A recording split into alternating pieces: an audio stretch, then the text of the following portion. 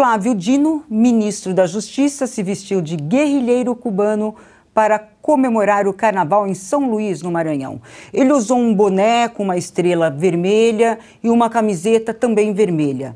Fez questão de divulgar fotos nas redes sociais. Se divertiu em um bloco chamado Os Comunas. E mais, pelo jeito o ministro não é muito de ser criativo em relação ao carnaval. Em 2019, quando ele ainda era governador do Maranhão, ele já havia se vestido de comunista, com o mesmo boné e com alguns acessórios bem simbólicos, uma foice e um martelo. Segre, o que você achou da fantasia do nosso ministro da Justiça? Um absurdo, um caos. Um caos até porque a aparência dele com foice, com o cubano, se mostrando os comunas. Esses comunas não estão se mostrando como pessoas comunitárias, não, são os comunas, é uma forma pejorativa dos comunistas. Eu celebro qualquer ideologia, respeito qualquer ideologia, inclusive a do ministro Dino, mas me parece que quando um assume uma questão de cargo público, você está trabalhando para todos e não apenas para aqueles que simpatizam ideologicamente com você. Nesse caso em particular, poderíamos dar argumentos de sobra mostrando para o ministro que é melhor ter uma outra ideologia, porque o comunismo só gerou pobreza, gerou um monte de questões contrárias à produtividade, à produção, à riqueza e à igualdade social que todo mundo preserva na esquerda. Lembrando que, como uma questão ideológica também, os defensores da esquerda e os comunistas em particular, com um projeto político apoiado pelo socialismo, com um projeto econômico, defendem a igualdade social, mas não em que aqueles que não têm ou têm pouco possam, através do sacrifício pessoal, crescer na vida, senão tirando daqueles que têm para dar àqueles que não têm, numa questão muito arbitrária. E cito sempre o exemplo que provavelmente o ministro nunca viu nem escutou, que é quando você produz, imaginando, Cris, que você tenha 10 milhões de dólares, vem o ministro Dino, alguém que pensa parecido e fala: eu vou gerar igualdade social, vou tirar os 10 milhões da Cris e vou entregar $1 para 10 milhões de pobres que o Brasil tem. E você resolveu a questão da pobreza, ministro? Não. Você apenas deu $1 para cada um dos 10 milhões de pobres e convertiu uma pessoa que gerava riqueza em um pobre mais. Essa pessoa, Cris, nesse caso, no exemplo, ela vai conseguir gerar riqueza em qualquer outro lugar do mundo, que não será o Brasil, porque não vai repetir o mesmo erro 2 vezes. E você nunca terá resolvido a questão da pobreza com essa ideologia. Mas, tratando-se de carnaval, eu espero que seja somente por esses dias de carnaval e que a partir da finalização do carnaval o ministro volte ao que interessa para o Estado e para a população, executar ações que melhorem a vida das pessoas. Bom, vou pedir para colocarem novamente a foto do Dino no carnaval, se for possível, antes de passar para a Cris. Se a gente observar, tem alguém de máscara ali? Ninguém, né? Em meio à folia, o tanto de gente, não tem ninguém de máscara. Não é, Cris? Cadê a máscara? Não tem ninguém de máscara. Eu ouso arriscar dizer que não foi pedido passaporte vacinal para entrar nesse bloquinho. E aí eu vou trazer aqui o comentário maravilhoso que nosso amigo Augusto Nunes traria. Você não acha que está descombinando essa fantasia aí com o que ela quer dizer? Porque comunistas são sempre magrinhos, pelo menos nos países onde o comunismo tentou ser implantado, né, muito mal e mal, mas a população sempre muito magrinha, não está combinando muito a pecha de comunista aí para Flávio Dino, não. Agora vamos voltar à hipocrisia toda da história, né? O comunismo defende distribuição, né? Fim da desigualdade, distribuição de renda para todos e tal, mas iguala, como bem disse o Segredo, todo mundo na pobreza. Flávio Dino foi governador do Maranhão e eu falo com lugar de fala aqui, porque eu morei 2 anos no Maranhão antes dele ser governador.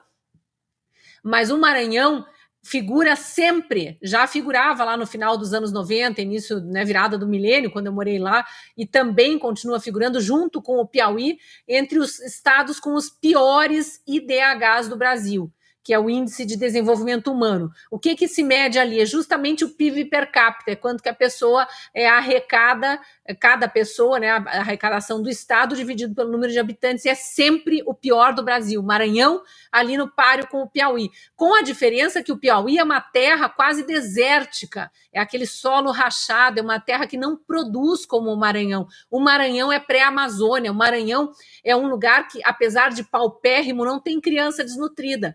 Tem aquele problema da barriga d'água, de vermes, mas não tem criança desnutrida porque tem muito rio, a população se alimenta de peixe, tem proteína, tem uma quantidade absurda de frutas, tem vitamina de todos os tipos nessas frutas, porque é, como eu disse, pré-Amazônia. Mas os indicadores sociais são sempre péssimos, e Flávio Dino, como governador, não conseguiu resolver. Então, pode se fantasiar de comunista, mas pelo menos então pratique, dê toda a sua riqueza para os pobres do seu estado para tentar melhorar um pouquinho a qualidade de vida. E só para finalizar, já que a gente está no carnaval e sendo acompanhado por uma turma aqui que não quer assistir desfile de escola de samba e que é tratado o Brasil de forma séria, muita gente aqui no chat até dizendo não só a falta de...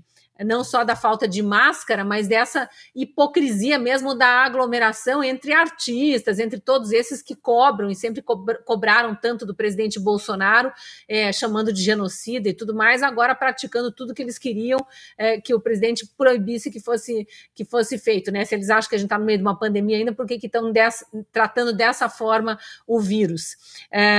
E aí, para finalizar mesmo aqui, o comentário do pessoal pedindo para o Segré cantar, José Pérez Neto.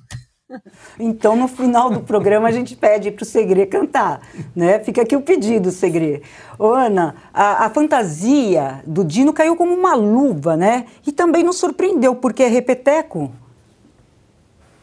Não, e curioso que durante a eleição presidencial, não foi nem durante, foi alguns meses antes da eleição presidencial, não sei se vocês vão lembrar desse episódio, de como a atriz Juliana Paes foi covardemente atacada nas redes sociais, porque ela disse, até puxei aqui exatamente as aspas dela, ela disse que ela não concordava com ideais arrogantes de extrema-direita ou com os delírios comunistas da esquerda. E aí ela foi detonada, né, das pessoas falando, imagina, comunismo em 2022, que essa menina tá louca, essa menina precisa estudar, o famoso vai estudar, né? O Segré deu uma pequena aula aí para a gente sobre o que de fato foi e é o comunismo. Não é elevar as pessoas ao seu potencial, mas você descer todo mundo para o nível de uma pobreza, principalmente intelectual, quando eles podem aí sim comandar o estado natural da vida das pessoas, do cotidiano das pessoas. E a Juliana Paes foi covardemente atacada, as pessoas falando que em 2022 não existe comunismo, socialismo. Está aí a prova, né, de quem tenta elevar esse tipo de regime totalitário, o regime que mais matou no mundo, na história de toda a humanidade. Lembrando que numa entrevista recente ele disse: sou comunista graças a Deus, como se comunista acreditasse em Deus. Mais de 100 milhões de mortos pelo mundo, não é isso, Ana? Exatamente, Cris. Mais de 100 milhões de mortos sob esse regime totalitário, nefasto. E curioso também, Cris, que se pegarmos alguns detalhes dessa história, por exemplo, eu costumo muito falar sobre o Beria, aquele chefe, né, da polícia, de um dos serviços secretos da polícia de Joseph Stalin, que ele batia no peito com orgulho e falava o quê?